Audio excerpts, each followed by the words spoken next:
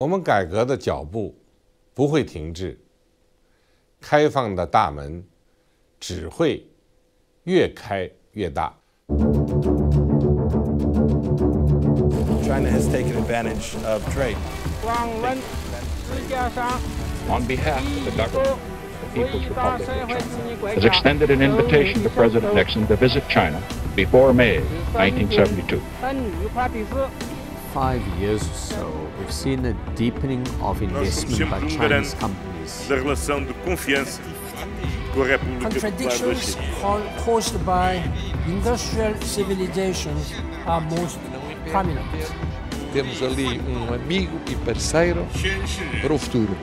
Xi Jinping.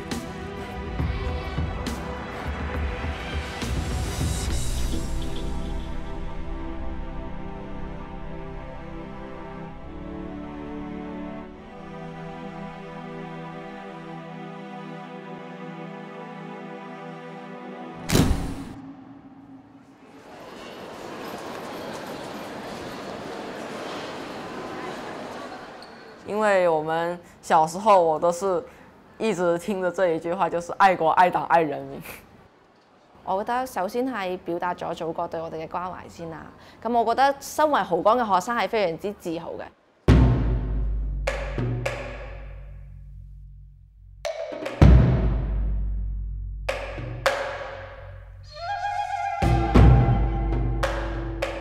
Segunda-feira, 8 da manhã.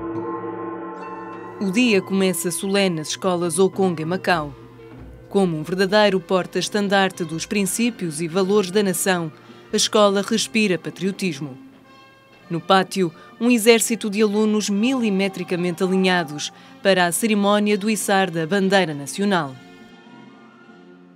望住個國旗升上去同埋唱國歌，我就覺得即係有啲自豪啦，因為我係一個中國人啊嘛。跟住再加埋就係會感受到嗰種好嚴肅嘅，即係嚴肅嘅感覺，而且你心入面就會好自然咁樣唱出國歌咯，即係而唔係嗰種造假咁樣咯，而係真係你真心想唱。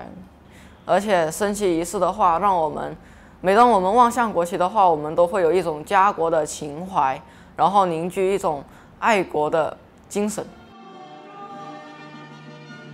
O cenário repete-se todas as semanas, sempre igual, no mesmo dia, à mesma hora, nas 3 escolas Okong. É assim há 70 anos. 我哋嘅杜南校長就帶咗一部收音機翻嚟，咁當下午3點，毛澤東主席喺天安門廣場按動咗升旗嘅電鈕，升起我哋5星紅嘅時候，咁莊嚴嘅嗰個國歌嘅聲傳到我哋澳門，咁杜南校長就帶領我哋全體師生喺我哋濠江中學升起咗第一面5星紅旗，咁呢個係杜校長佢嗰個愛國精神嘅肯定。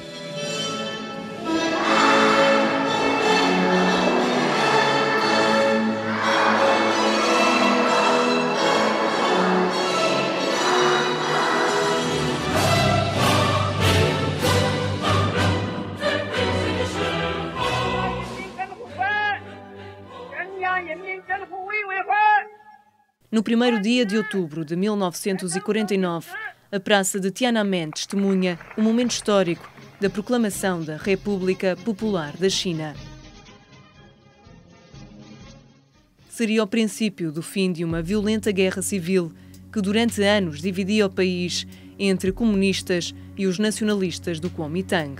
Uma batalha que se intensificou depois da Segunda Guerra Mundial e da ocupação japonesa. Anos de humilhação histórica e corrupção agressiva entre nacionalistas estendem a passadeira vermelha a Mao Tse-tung. A China militar foi sempre corrupta e de maneira que aparece essa novidade, que é o Exército Vermelho não era corrupto. Quem pertencia ao Exército Vermelho eram os voluntários pobres e muito pobres das zonas rurais. Enquanto que o Exército Nacionalista, muitíssimo bem armado, reinava a corrupção desde o comando-chefe do Chiang Kai-shek até o último dos soldados. What kind of China do you like?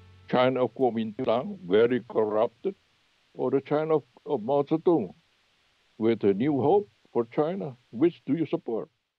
Gary Knight tinha 17 anos quando Mao Tse-tung anunciou a vitória comunista. Vivia em Jakarta, na Indonésia, onde nasceu. As notícias da Revolução Chinesa chegavam a conta-gotas ao exterior. A grande revelação vem dos Estados Unidos, pela mão do jornalista Edgar Snow. O livro icónico Red Star Over China visita os meandros do comunismo chinês e apresenta Mao Tse-tung ao mundo. Everybody was rushing for the book. I only got one day to read it, one day. Without sleeping at night, I read the book. I was so curious, and what to know about a new China. After reading that book, my classmates, the majority of them, became supporters of Mao Zedong. De tal forma que em 1950, 80 estudantes chineses a viver na Indonésia partem rumo à China. August 1950, the first ship from Jakarta going through the Taiwan Strait to Tianjin, the important port, seaport at that time in North China. It took us 50 days. A long trip, 50 days, you see. The civil war in China at that time between the communists and the nationalists was not completely over. So we could not land in Hong Kong. Hong Kong was still blocked by the Kuomintang, by the nationalists. Os nacionalistas derrotados acabariam por fugir para a Ilha Formosa, muitos passando por Hong Kong e Macau. Muita gente, milhares e milhares de pessoas passaram por Macau, não ficaram, não é? Mas muitas ficaram por aqui, nacionalistas, não é? Ficaram instituições nacionalistas também. Depois também vieram para aqui comunistas. Foram, enfim, erguendo as suas... o jornal Au Moon, por exemplo, a companhia Nam Quong, que não era uma companhia comercial, era uma representação do Partido Comunista Chinês aqui. No continente era cada vez mais evidente o fervor revolucionário. O navio de carga britânico com 80 estudantes chineses ultramarinos é recebido com aparato. We were welcomed by a big parade of drummers, Chinese gongs, flags, dancers, and so forth and so forth. It was completely like a festival. Chegavam dos vários países do Sudeste Asiático, motivados pelas aspirações revolucionárias de uma China em mudança. De famílias ricas, capitalistas, os jovens ultramarinos eram encaminhados para uma escola especial de doutrinação do Partido Comunista. Pela frente, uma escalada sem rede de total transformação ideológica, difícil de suportar. You have to make a kind of revolution inside yourself to wash away the bad thing from the past and become a revolutionary. Some of them could not accept that fast and so they hanged themselves up. Some of them. I knew some of them, one or two of them at least, hanged themselves up. They could not accept this kind of brainwashing. It's too harsh, I only studied less than 1 year in that school, and then we were ordered to participate in the land reform in China. Ao mesmo tempo que o país se vestia de novas ideologias, Mao Tse-tung procurava o reconhecimento internacional para assegurar a sobrevivência da nação. Sem surpresas, o primeiro país a estabelecer relações diplomáticas com a China comunista é a União Soviética. As visitas de líderes chineses a Moscovo resultaram na assinatura de um tratado de amizade sino-soviético em 1950. Da diplomacia, à economia, à educação e religião, o socialismo alastrava-se a todos os domínios do país. Em defesa dos princípios marxistas, acentuava-se a perseguição à Igreja Católica. O clero via-se desprotegido, isolado e colocado sob vigilância. as cerimónias religiosas proibidas. A fuga era para muitos dos sacerdotes a única solução. Macau foi um dos destinos. O padre Luís Sequeira, que veio para Macau em 1976, enviado de Portugal, conheceu alguns desses casos. O último jesuíta português na China tinha fugido do país há mais de 20 anos. Foi Luís Sequeira, o primeiro jesuíta português a regressar à Terra Proibida.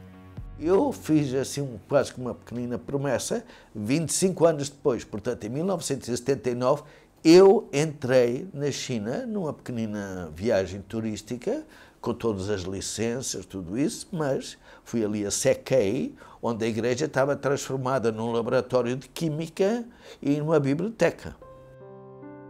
Na educação, a censura não conheceu limites.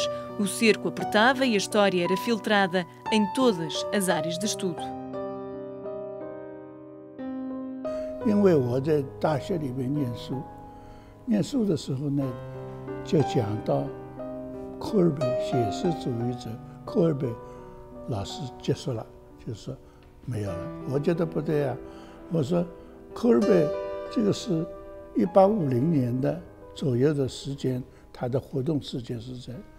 我去念书是1950年代，我就自己到图书馆去看书，我去查到底这100年来发生了什么。那么我呢就偷偷的看了以后做笔记，我就开始实验。 Foi o início de uma descoberta artística. Miu Pengfei nasceu em Xangai em 1936. Filho de proprietários de uma fábrica, escolheu seguir a paixão pela pintura e partiu para Fujian, para a Universidade de Belas Artes. Depois dos estudos, a pintura de painéis de propaganda socialista para exposições foi a forma de sobrevivência artística. A mulher Xinyam, também amante das artes plásticas, seguiu-lhe os passos. 我喜欢画画，我要做个画家，将来出去要到苏联去学习，老是有这个梦想，就这样。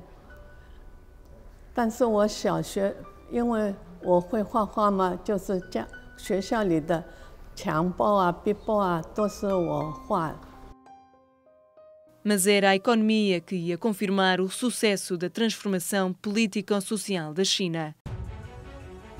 Se foi pelos campos que Mao Tse-tung conquistou o país, era precisamente por aí que a ideologia socialista entrava em força. A reforma agrária foi uma das campanhas estruturais para cumprir uma das raízes do comunismo, a igualdade social. O objetivo era acabar com o sistema feudal de posse de terras, redistribuindo os campos por quem neles trabalhava.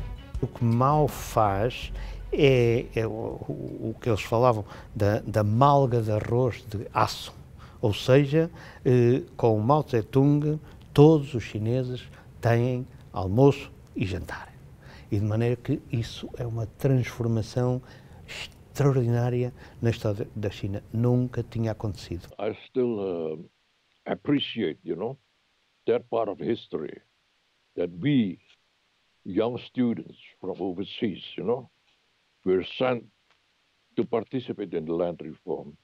After the land reform, we were sent back to Beijing. The Politburo, special kind of bulletin for them to read what's happening in the other countries of the world.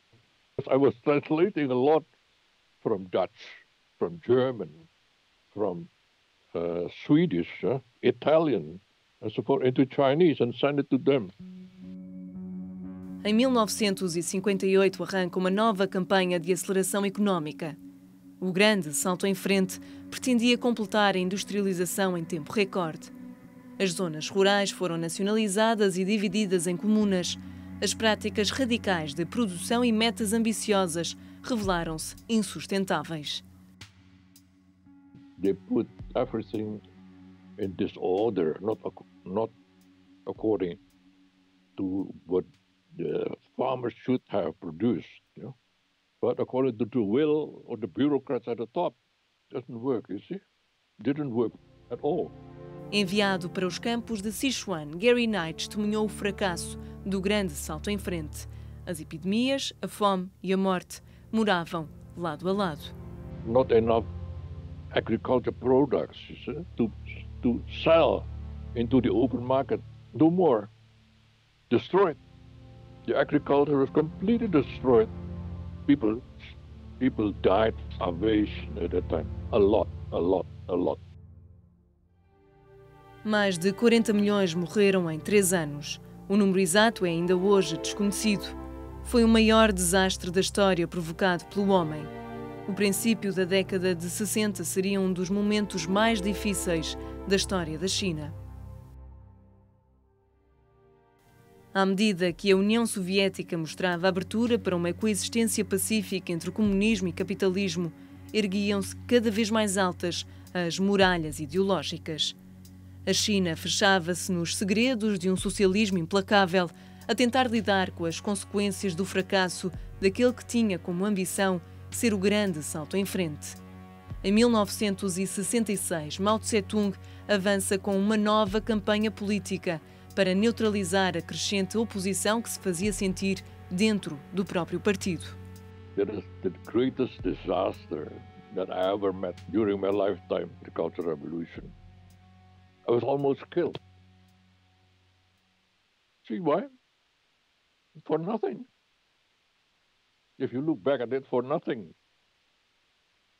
Because you're overseas Chinese. You're a spy. You are against communism. You want to destroy the country. It's all nonsense. Gary Nye, que era um dos tradutores do Politburo, é enviado para um campo de trabalho na Manchúria, perto do Ártico. Mais tarde é transferido para um campo de reeducação, numa das zonas mais pobres do país. A very poor area. Henan was very famous at that time for its poorness, because the people had to sell blood to survive, you know? To sell their blood to survive. Estava em marcha a Revolução Cultural, a purificação do regime e a massificação da doutrina maoísta. Os pensamentos de Mao, concentrados no pequeno livro vermelho, chegavam às massas, das cidades aos campos. O ensino paralisa. Estudantes e professores entregam-se com fanatismo à revolução e surgem os guardas vermelhos. Foi uma guerra declarada ao confucionismo, à história milenar do país, a todas as expressões artísticas e culturais. 到文化大革命图书馆，上海图书馆什么书全部没收，全部没有了，看也看不到。另外一方面呢，我就问我的老师，我有一个老师叫刘海硕，他是很大名的，他是因为很出名的画家，那么他批斗了，那么我就问他，我可以做一些什么呢？他说你搞中国的东西。 Durante a Revolução Cultural, Miu Pengfei dedicou-se ao estudo da pintura e caligrafia chinesa, mas a curiosidade pelos traços ocidentais não o impediam de experimentar outras formas de arte proibidas no país. Era à noite de janelas fechadas que Miu Pengfei e Xian criavam obras que desafiavam a censura. No fim, acabavam destruídas. 一般呢，我搞的是油画，比较麻烦，要洗掉，要搞布，要上面浸在水里边洗啊洗啊洗，洗半天，那么这个上面颜色都掉下来，没有这就放在这里。那么一般的话呢，就是纸的话就没，我画画后来经常就一边画完，看几天以后就撕掉了。 我们就自己喜欢嘛，就是这样研究，好像是一个梦想那样在支持我们，这样没有其他意思，也不是对政府的政治有冲突，我们去要反对它，也不是这个意思，我们就是痴迷这个艺术。 Milhares eram perseguidos, acusados de desafiarem o regime. Nem mesmo algumas das mais poderosas figuras do partido escaparam à revolução. Liu Shaoqi, presidente da República. Deng Xiaoping, membro do Politburo, foram enviados para trabalhos forçados. Outro nome da elite comunista caído em desgraça, Xi Zhongshu, na altura secretário do Ministro da Defesa. Acusado de conspirar contra o regime, foi alvo de espancamentos e humilhações em sessões públicas de autocrítica em frente aos próprios filhos. É o pai de um dos homens mais poderosos do mundo. A febre revolucionária atingia todo o país, chegando inclusivamente a Macau. 3 de dezembro de 1966, as fotografias de Mao e bandeiras da China comunista invadiam as ruas do território. Tumultos, confrontos entre polícia e populares, edifícios públicos saqueados, estátuas derrubadas. O incidente, conhecido como 123, provocou 8 mortos, 160 pessoas ficaram feridas, 45 foram detidas. Em 1966 acaba por se dar um esclarecimento que nunca se deu em Hong Kong, que foi, confrontaram-se os dois poderes, os nacionalistas e os comunistas, e a relação de forças pendeu para os comunistas. Deu-se a expulsão de todas as instituições oficiosas e oficiais de Taiwan em Macau.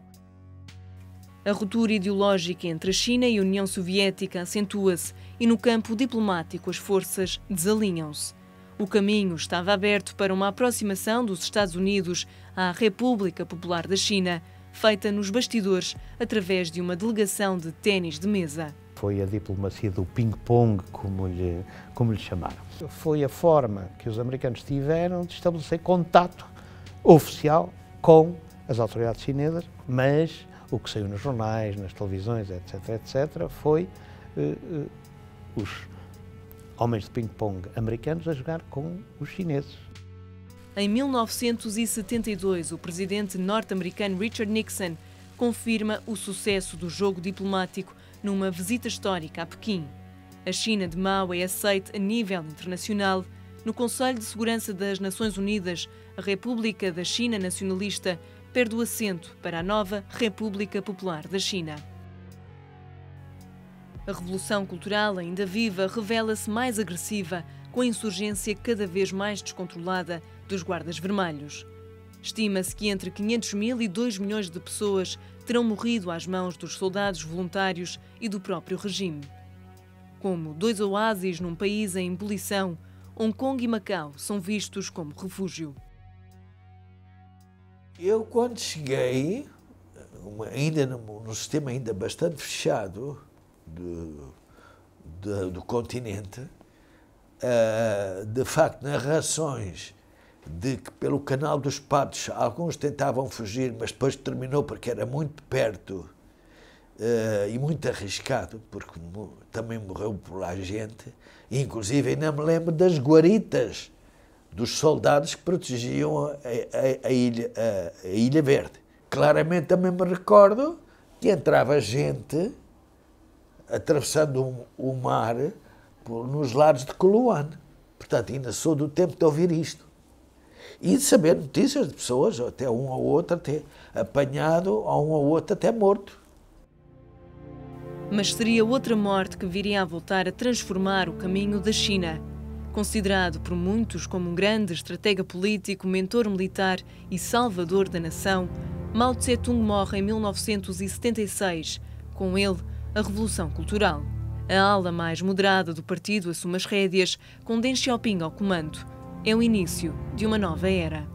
According to Deng Xiaoping, it's a new policy. All overseas Chinese working in China at that time were allowed to go back. When you came from Indonesia, you can go back to Indonesia. Or if you want to stay in Hong Kong, Macau, you can go. Em 1978, Gary e a família decidem mudar-se para Macau. Gary começou por ser intérprete-tradutor da TDM, mas a experiência nos corredores do poder em Pequim rápido revelou-se uma mais-valia para o governo. Foi conselheiro e investigador e chegou a ocupar o cargo de vice-presidente do Instituto Cultural. Hoje vive na Austrália. Macau não foi a primeira escolha para Miu Pengfei e Xian, mas foi a única permitida pelas autoridades chinesas na altura. Chegaram em 1982. A cidade, que tinham como antiquada, fechada e promíscua, tornou-se para o casal de pintores o lugar de transformação e criação artística que tanto ambicionaram. 我对西方的要了解，在东方的，我10年文化大革命就是搞东方的东西，东方的绘画、书法我都研究过，包括中国的壁画、中国的石窟文化等等，我都研究过。那么在这样的基础上，我吸收了东方的，吸收了西方的，我创造一个我叫新东方主义。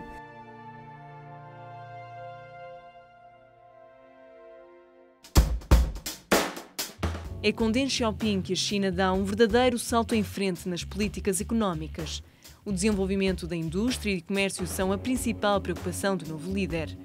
Aposta-se na formação, com mais universidades, e desenvolvem-se as chamadas Zonas Económicas Especiais. Pela primeira vez, o país abre as portas ao investimento estrangeiro. Um caminho sem retorno que viria a tornar a China na segunda maior potência mundial.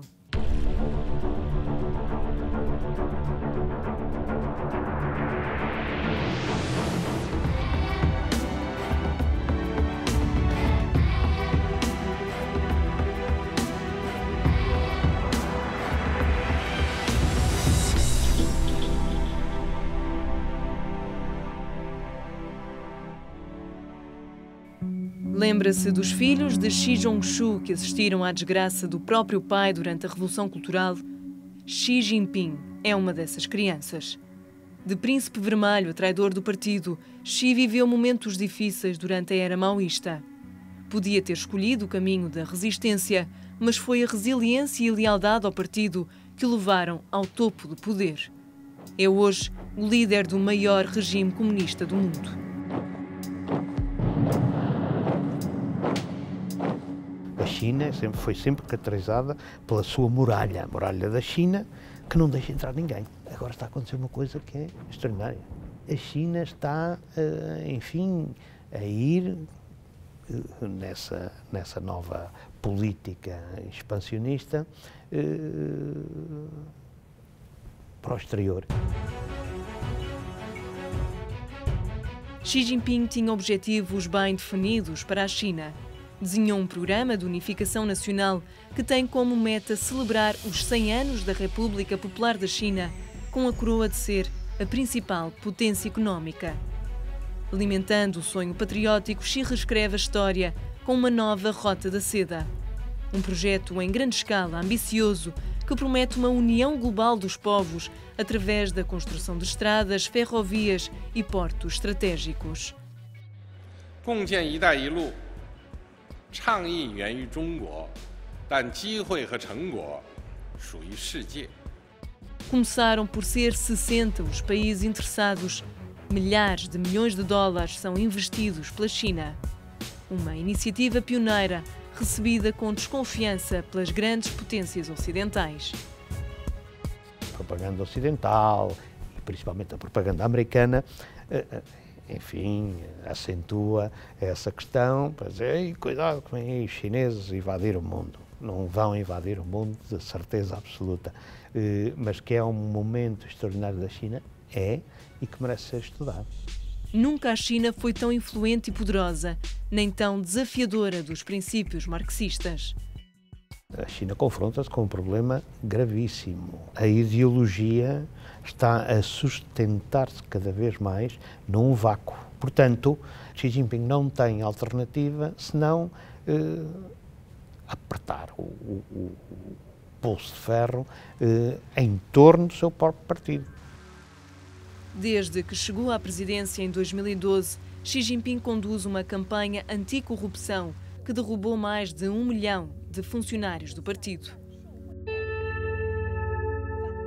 Em março de 2018, Xi surpreende o mundo ao anunciar que não tenciona abandonar o poder.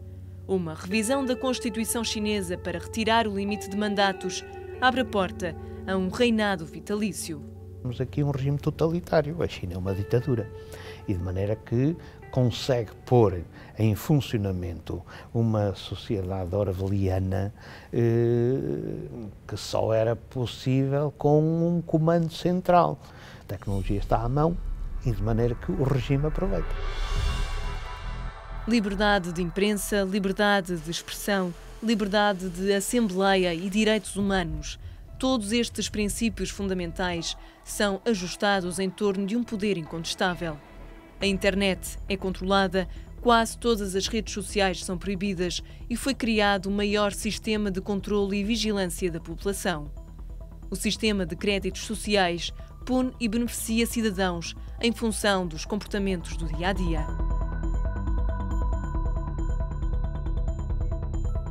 Na educação censuram-se momentos chocantes da história do país, classifica-se como desastre natural a fome dos anos 60 e privilegiam-se as conquistas patrióticas.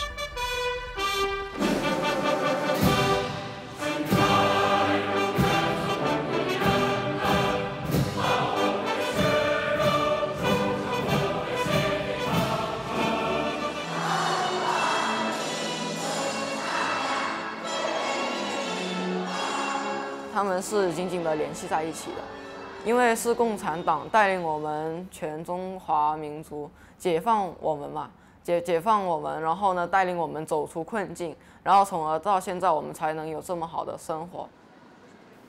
É uma das escolas chinesas de topo em Macau e uma das mais alinhadas ao regime chinês. A escola Hokong foi fundada em 1932. Pelo menos desde a criação da República Popular da China, que se assume como uma promotora dos valores e princípios do Partido Comunista. 呢個肯定要講㗎啦，因為憲法就係我哋中國嘅施政嘅大法嚟，咁基本法係我哋澳門特別行政區嘅一個基本嘅法律嚟，所以呢啲都要讓學生知道咯，因為我哋嘅同學應該講我哋都係中國人。 咁你作為一個澳門嘅學生，你一定要先有愛國嘅意識，再有愛澳門嘅意識。因為你冇咗一個安穩嘅國家，就冇一個安穩嘅社會環境。咁你冇一個安穩嘅社會環境，就冇澳門而家咁繁華嘅一個發展啦。咁就冇一個良好嘅教育嘅環境俾我哋學習先咯，我覺得。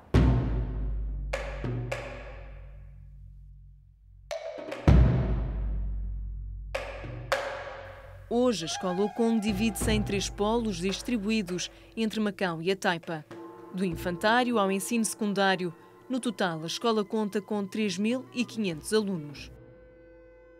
就因為濠江嘅教育個基礎係愛國嘅主義嘅，咁我哋亦都作為中國人啦，咁我哋都選擇喺濠江度去讀書啦。第三就話，當學生又好，或者我哋家長見到五星紅旗嗰陣時咧，個內心會湧起一個湧泉，就係有國先有家。